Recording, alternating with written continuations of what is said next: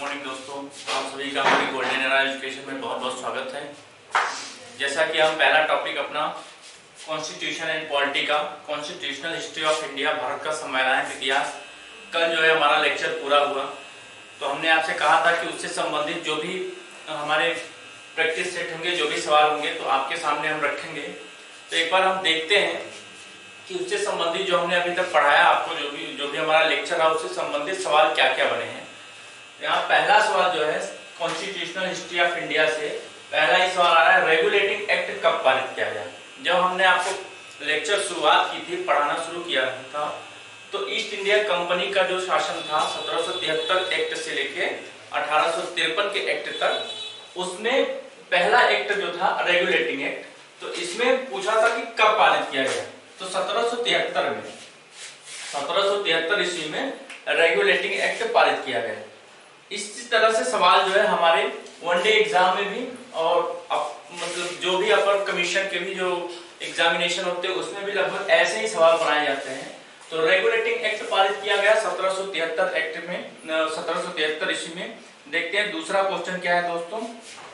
दूसरा क्वेश्चन जो है कि किस अधिनियम की प्रमुख विशेषता प्रांतीय स्वायत्तता थी। मतलब प्रांतीय स्वायत्तता की बात कब की गई थी? 1909, 1919, 1935, 1919 कोई नहीं। तो कल के लेक्चर में हमने 1935 का एक्ट देखा हुआ था, जिसमें प्रांतीय स्वायत्तता की बात कही गई थी। कैसे? जो तीन विषयों की तीन सूचियां बांटी गई थी, संघ सूची, राज्य सूची, समवर्ती सूची। तो उसमें प्रांतों के राज्य सूची पे कानून बनाने की शक्ति राज्यों को दी गई, जिससे प्रांतीय स्वायत्तता की शुरुआत हुई। तो ये किस एक्ट के माध्यम से दी गई थी? 1935 के एक्ट के माध्यम से। आइए तीसरा क्वेश्चन हम देखते हैं दोस्तों। तीसरे क्वेश्चन में क्या बात कही गई है?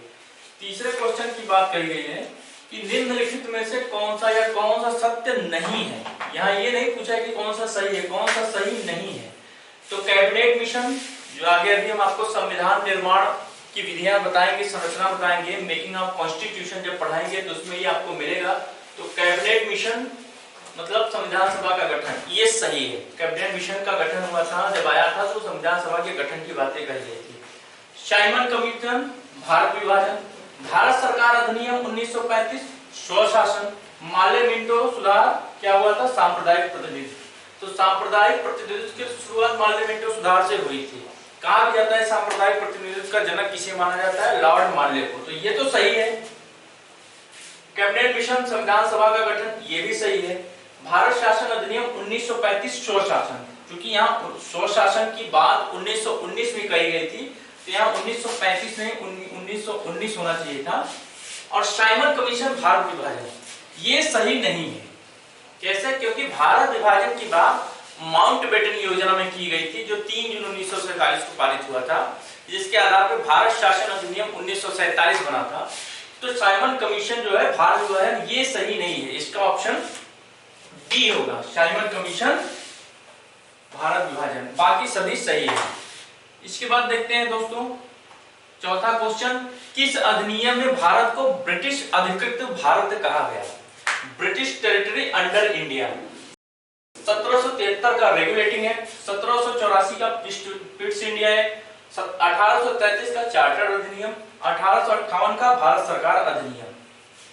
तो जब हम इसको बात करते हैं तो 1784 का पिट्स इंडिया एक्ट, जहां पे देश में द्वैध शासन की शुरुआत हुई थी, बोर्ड ऑफ कंट्रोल और बोर्ड ऑफ डायरेक्टर द्वारा। तो उसी के दौरान जब इसकी शुरुआत हुई, ये एक्ट लाया गया। इसी एक्ट में भारत को कहा गया कि ये ब्रिटिश अधिकृत, मतलब ब्रिटिश टेरिटरी अंडर इंडिया, इसी को कहा गया। अगर ऐसा सवाल बनता है कि भारत में ब्रिटिश अधिकाराधीन क्षेत्र कौन सा था, तो इस एक्ट के माध्यम से, किस एक्ट के माध्यम से था? तो 1784 के एक्ट के माध्यम से जो है ब्रिटिश भारत को ब्रिटिश अधिकृत भारत कहा गया। पांचवें क्वेश्चन की तरफ हम बढ़ते हैं। इसमें पूछा गया है कि कंपनी के व्यापारिक एकाधिकार को समाप्त कर केवल राजनीतिक कार्य करने थे, यह किस एक्ट का प्रावधान था? 1793 का एक्ट, 1813 का चार्टर एक्ट, 1833 का अधिनियम या 1861 का अधिनियम। तो जैसा कि हमने आपको बताया था कि 1813 के एक्ट में कंपनी का व्यापारिक एकाधिकार बिजनेस मोनोपोली समाप्त कर दिया गया था, लेकिन राजनीतिक कार्य नहीं दिए गए थे और कुछ उसको बिजनेस करने की अनुमति थी, जैसे चीन के साथ व्यापार, चाय का व्यापार। पूरी तरीके से बिजनेस मोनोपोली को कब खत्म किया गया? 1833 के एक्ट में। और इसी एक्ट के माध्यम से ईस्ट इंडिया कंपनी को एडमिनिस्ट्रेटिव वर्क और पॉलिटिकल वर्क, मतलब प्रशासनिक कार्य और राजनीतिक कार्य दोनों सौंप दिए गए। तो कंपनी के व्यापारिक एकाधिकार को समाप्त कर केवल राजनीतिक कार्य करने का प्रावधान 1833 के एक्ट के माध्यम से किया गया था। नेक्स्ट क्वेश्चन की तरफ बढ़ते हैं, जिसमें पूछा गया था कि भारत के प्रथम वायसराय वो गवर्नर जनरल कौन थे? तो जैसा कि जानते हैं 1858 के एक्ट के बाद या 1858 के एक्ट से भारत का जो शासन था, भारत का शासन सीधे सीधे ब्रिटिश महारानी के पास चला गया और वहां पे कुछ मूलभूत परिवर्तन हुए थे, जैसे गवर्नर जनरल को वायसराय का दर्जा दे दिया गया। उस समय लॉर्ड कैनिंग जो थे भारत के प्रथम वायसराय बनाए गए थे। तो हमने जब आपको 1773 का रेगुलेटिंग एक्ट पढ़ा था तो उसमें बताया था बंगाल का प्रथम गवर्नर जनरल वॉरेन हेस्टिंग्स था। 1833 के एक्ट के माध्यम से हमने आपको बताया लॉर्ड विलियम बेंटिंग भारत के प्रथम गवर्नर जनरल थे। अब भारत के प्रथम वायसराय एवं गवर्नर जनरल कौन बने? लॉर्ड कैनिंग, 1858 के एक्ट के माध्यम से। नेक्स्ट क्वेश्चन की तरफ बढ़ते हैं दोस्तों, देखते हैं यहाँ पे क्या है। महिलाओं को वोट का अधिकार पहली बार किस अधिनियम द्वारा दिया गया? अभी कल के लेक्चर में हमने आपको पढ़ाया कि 1892, 1909, 1919, 1935। तो 1919 के एक्ट में भारत में महिलाओं को वोट करने का अधिकार दिया गया। यही हम आपको पढ़ाए थे कि इस समय ब्रिटिश में जो ब्रिटिश रूल हमारे ऊपर चल रहा था, इंडिया में चल रहा था, वहां पे इंग्लैंड में महिलाओं को वोट देने का अधिकार तब प्राप्त नहीं हुआ था। मतलब कह सकते हैं कि पूरी दुनिया में शायद ही पहली बार भारत ही ऐसा देश होगा जिसमें महिलाओं को वोट करने का अधिकार, वोटिंग राइट दिया गया 1919 के एक्ट के माध्यम से। अगले क्वेश्चन की तरफ बढ़ते हैं। यहाँ पे सवाल है कि प्रांतों में द्वैध शासन के तहत कौन सा विषय प्रांतीय विषयों के तहत सुरक्षित विषय था? राजस्व, स्वास्थ्य, शिक्षा, स्थानीय प्रशासन। तो प्रांतों में द्वैध शासन की शुरुआत हम आपको बताए थे कि चार्टर 1919 के एक्ट के माध्यम से शुरू हुई थी और इसको दो विषयों में बांटा गया था, एक रिजर्व सुरक्षित या आरक्षित, एक हस्तांतरित ट्रांसफरेबल। तो सुरक्षित जो विषय था उसमें राजस्व आया था, न्याय आया था, फाइनेंस वित्त आया था और पुलिस आया था, और हस्तांतरित विषयों में शिक्षा, स्वास्थ्य, स्थानीय प्रशासन आदि आए थे। तो अगर ये पूछता है कि द्वैध प्रांतों में द्वैध शासन के तहत प्रांतीय विषयों के तहत, प्रांतों में द्वैध शासन के दौरान प्रांतीय विषयों के तहत सुरक्षित विषय क्या था? रिजर्व। तो क्या था? राजस्व था। इसमें और भी था, क्या था? वित्त था, फाइनेंस, न्याय था, जस्टिस और पुलिस था। इसके अलावा भी और थे एक्सेट्रा। और ये जो तीनों हैं, ये तीनों हस्तांतरित हैं, ट्रांसफरेबल है, हस्तांतरित विषय के अंतर्गत आते हैं। तो ऐसे सवाल कभी कभी बहुत ज्यादा डिफिकल्ट भी हो जाते हैं, समझने में भी समय होते हैं। तो जब आप प्रांतों में द्वैध शासन पढ़िए तो किस एक्ट? 1919 का एक्ट। प्रांतीय विषय पढ़िए तो दो भागों में बांट के, सुरक्षित विषय और हस्तांतरित विषय। सुरक्षित विषय में क्या क्या आते हैं, जैसे हमने आपको क्लास में डिस्कशन किया था, तो ये हमने आपको बताया था वित्त, न्याय, पुलिस आते हैं, और ट्रांसफरेबल हस्तांतरित में स्वास्थ्य, शिक्षा, स्थानीय प्रशासन आते हैं। आइए अगले क्लास के अगले क्वेश्चन की तरफ हम बढ़ते हैं और देखते हैं नेक्स्ट क्वेश्चन में हमारा क्या आता है। किस अधिनियम के तहत ईस्ट इंडिया कंपनी के शासन हेतु पहली बार लिखित संविधान प्रस्तुत किया गया? 1726 का चार्टर एक्ट, भारत शासन अधिनियम, Indian council act 1858, regulating act 1773 और फिफ्थ इंडिया एक्ट 1784। जैसा कि हमने आपको जब कॉन्स्टिट्यूशन ऑफ इंडिया पढ़ाना शुरू किया था तो शुरू में ही आपको बताया था कि रेगुलेटिंग एक्ट 1773 का मेन उद्देश्य क्या था कि कंपनी पे ब्रिटिश संसद का नियंत्रण स्थापित करना, भारत और इंग्लैंड में दोनों जगह कंपनी के शासन पर नियंत्रण रखना, उनके कार्यों को देखना और उनके जो कंपनी में दोष हैं उसको दूर करना, उसी के लिए लिखित संविधान प्रस्तुत किया गया था। अगर नहीं प्रस्तुत करते तो कंपनी इस संविधान के अनुसार कार्य नहीं करती और लूट खसोट जारी रहता। तो ये अगर सवाल बनता है कि ईस्ट इंडिया कंपनी के शासन हेतु पहली बार लिखित संविधान कब प्रस्तुत किया गया, तो 1773 के रेगुलेटिंग एक्ट के माध्यम से किया गया था। नेक्स्ट क्वेश्चन की बात करते हैं, किस एक्ट के द्वारा भारत में ईसाई मिशनरियों को धर्म प्रचार या प्रवेश की अनुमति प्रदान की गई? किस एक्ट के द्वारा भारत में ईसाई मिशनरियों को प्रवेश करने और धर्म प्रचार की अनुमति दी गई? राजलेख 1726, 1773 का पिट्स रेगुलेटिंग एक्ट, 1784 का पिट्स इंडिया एक्ट और चार्टर एक्ट 1813। जब हम आपको 1813 का एक्ट बता रहे थे तो उसमें बताया भी थे कि पहली बार फर्स्ट टाइम इंडिया में ईसाई मिशनरियों को कहा गया कि आप भारत में आके धर्म प्रचार कर सकते हैं, और उसमें भारतीयों की शिक्षा पर 1 लाख रुपए प्रति वर्ष खर्च करने की भी बात कही गई थी। तो ये इसका आंसर 1813 का चार्टर एक्ट होगा 18। और ये बड़ा फेमस क्वेश्चन रहा है, ये बहुत ही फेमस क्वेश्चन रहा है, ये हर जगह लगभग पूछा गया है कि ईसाई मिशनरियों को धर्म प्रचार की अनुमति किस एक्ट के माध्यम से दी गई थी? तो 1813 के चार्टर एक्ट के माध्यम से। आगामी जितनी भी परीक्षाएं हैं इस टाइप के क्वेश्चन बनने की पूरी संभावना है। नेक्स्ट क्वेश्चन की अगर हम बात करते हैं तो यहाँ पे देखते हैं,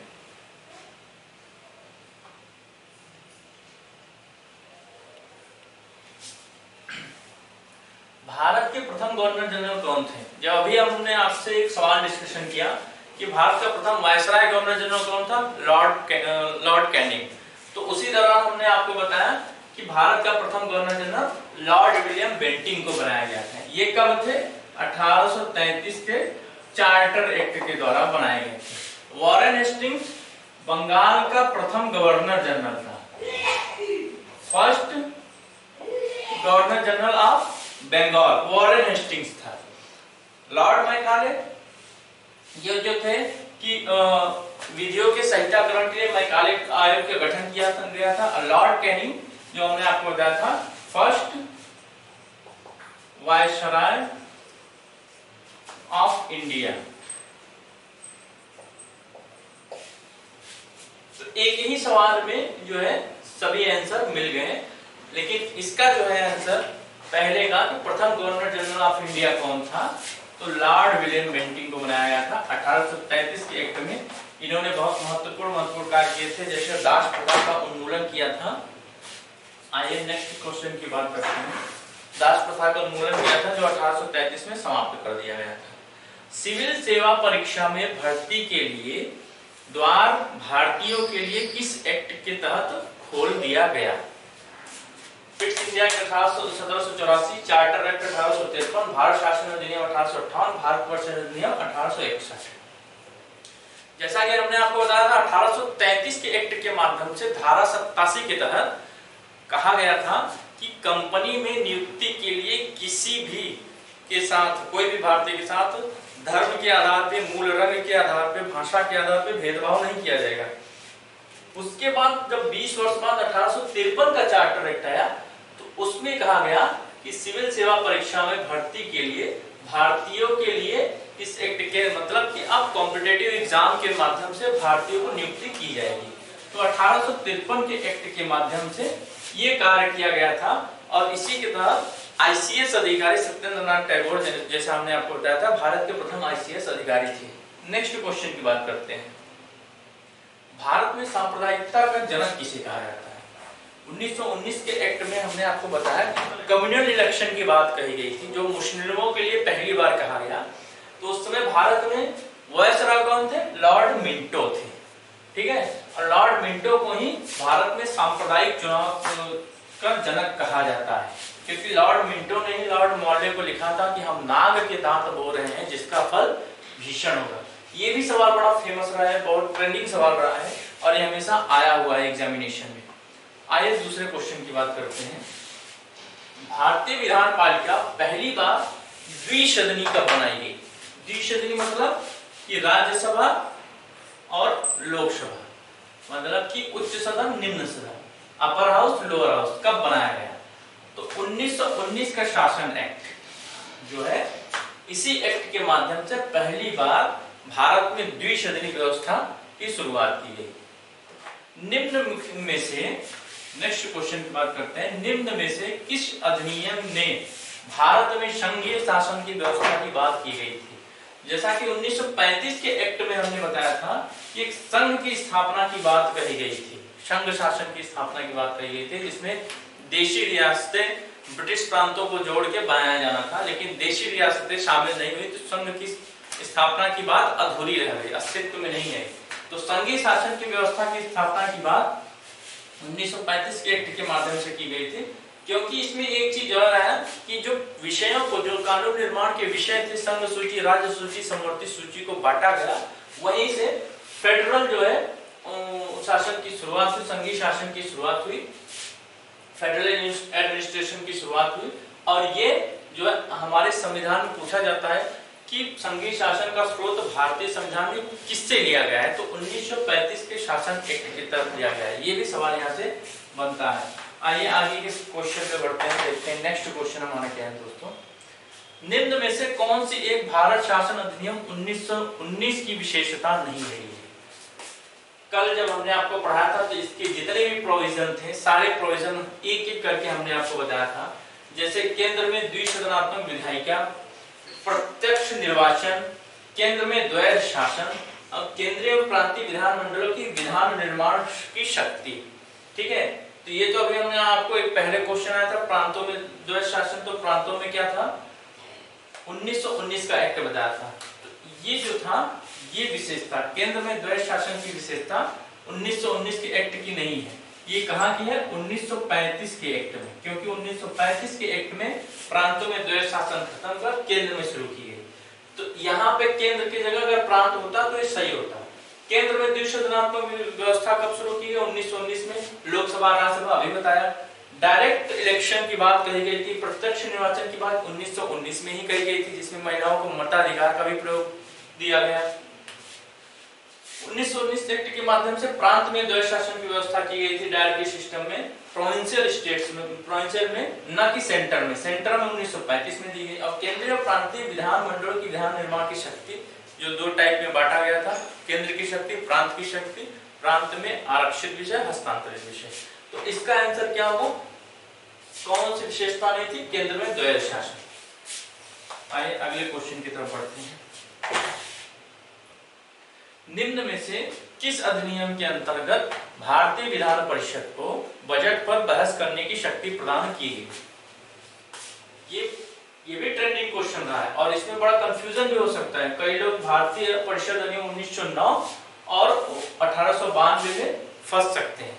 तो यहाँ हमने आपको बताया था कि पहली बार, फर्स्ट टाइम जो है, बजट पर बहस करने की शक्ति भारतीय विधान परिषद को दी गई, इंडियन लेजिस्लेटिव काउंसिल को दी गई 1892 के एक्ट के माध्यम से। ये बजट पे बहस कर सकते थे, डिस्कशन कर सकते थे, लेकिन इससे एक कदम बढ़ते हुए 1919 में बजट पे प्रपोजल भी रखने का जो है प्रावधान, प्रोविजन किया गया 1919 के एक्ट में। तो अगर सिर्फ पूछता है कि बजट पर बहस करने की शक्ति कब दी गई, 1892 परिषद के द्वारा, इंडियन काउंसिल एक्ट 1892। आइए अगले सवाल की बात करते हैं। किस अधिनियम ने भारतवासियों को अपने देश के प्रशासन में कुछ हिस्सा लेना संभव बनाया?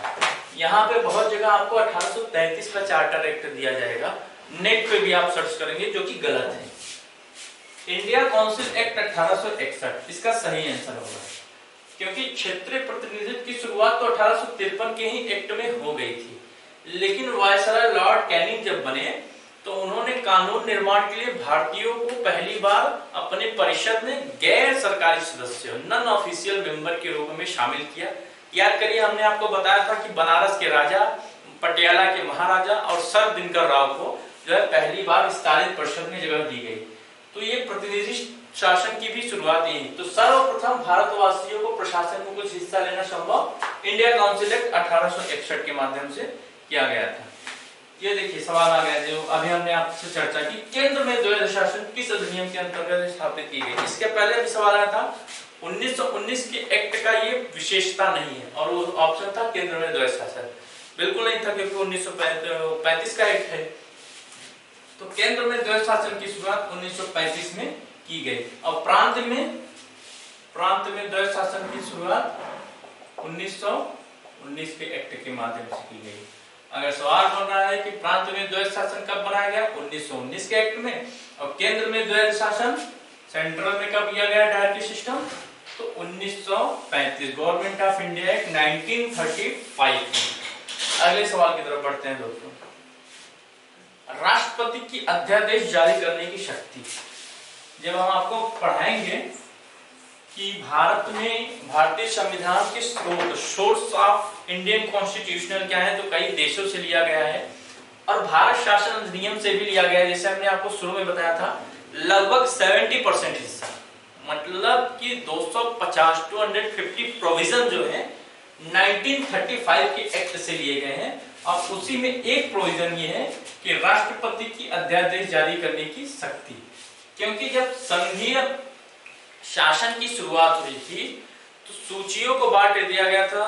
केंद्र की सूची पे जो है काम केंद्र करेगा, निर्माण बनाएगा कानून का, प्रांत पे प्रांत बनाएगा, समवर्ती पे दोनों बनाएगा, लेकिन अवशिष्ट और आपातकालीन शक्तियां जो है गवर्नर जनरल को दे दी गई, और गवर्नर जनरल ही अवशिष्ट शक्तियों के तहत अध्यादेश भी जारी कर सकता था। 1861 में भी वायसराय को यह अधिकार दिया गया था कि आप आपातकालीन समय में जो है अध्यादेश ऑर्डिनेंस ला सकते हैं, जिसकी अवधि 6 माह थी, ठीक है।